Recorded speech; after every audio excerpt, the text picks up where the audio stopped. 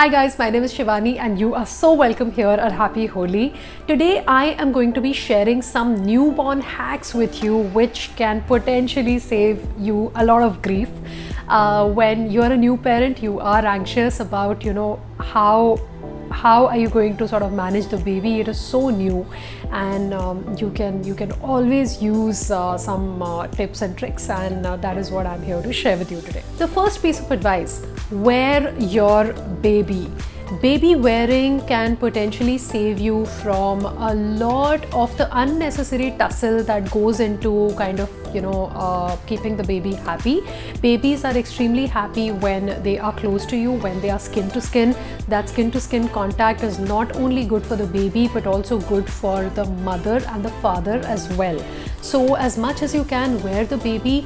Research has shown that babies who are worn, babies who are skin to skin, are they cry less, they are more content, they are less colicky, and generally they are calmer, they have a more even keeled temperament, and it is very good for their development as well. So wear that baby. So all you need to do is you just need a long piece of cloth. You actually don't need any equipment, just a long piece of cloth will do.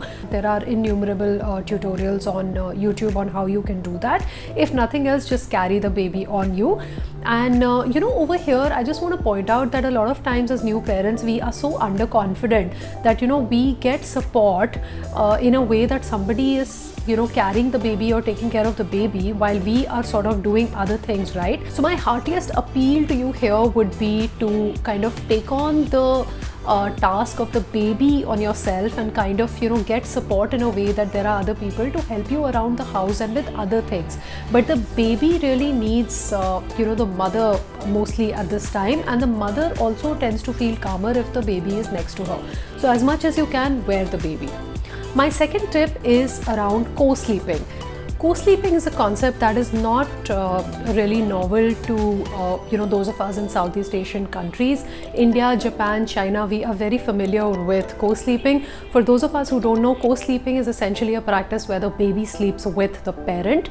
But it is a concept that is coming of age only very recently now in the West, and research has proven that co-sleeping is not only more beneficial for the baby, but families who co-sleep, incidentally, they also get a lot more sleep, right? I mean, think about it.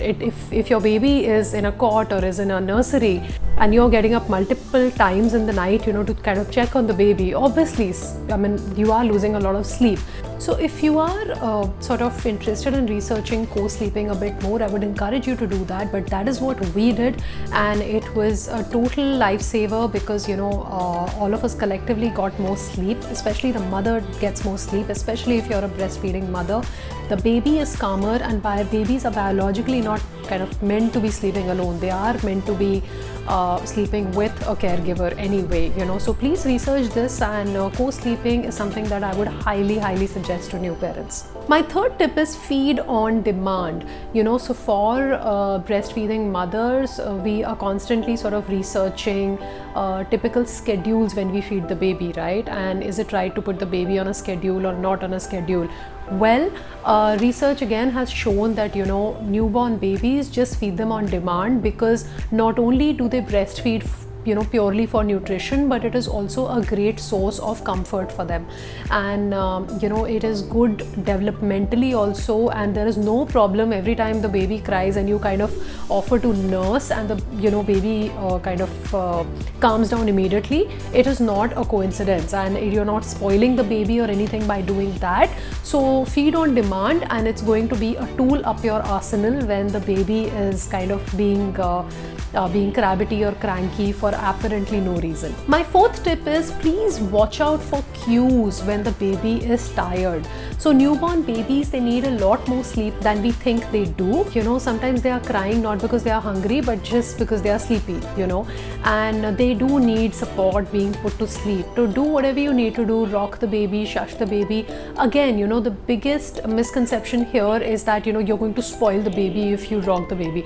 Trust me, once the baby is a bit older, older, you will not need to rock and shush them. You can simply put them on your lap and they will be fine. But initially that rocking and shushing, it goes a long way. So initially in the first 3 months, they need naps a lot more frequently. Their awake time is very, very less. As they grow older, this awake time also increases. But initially, you know, when you are in doubt, just kind of make the baby sleep, and even if they rest for 15-20 minutes, they are going to feel a lot better and not cry incessantly, you know. So definitely look for cues that the baby is tired. They will typically pull their ears, they will rub their eyes, they will zone out, you know, if they are looking at you. And so if you are open to some of these cues, it will make it easier for you to understand that the baby is getting tired and you need to put them to sleep. My next tip is actually a book recommendation. It is a book that I have also mentioned in my must-read books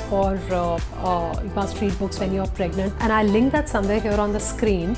So this is a book called The Baby Whisperer. It's written by Tracy Hogg, and it talks about this protocol with a newborn or an infant baby called EASY. EASY essentially stands for Eat, Activity, Sleep and You, which is the mother, like your time, right?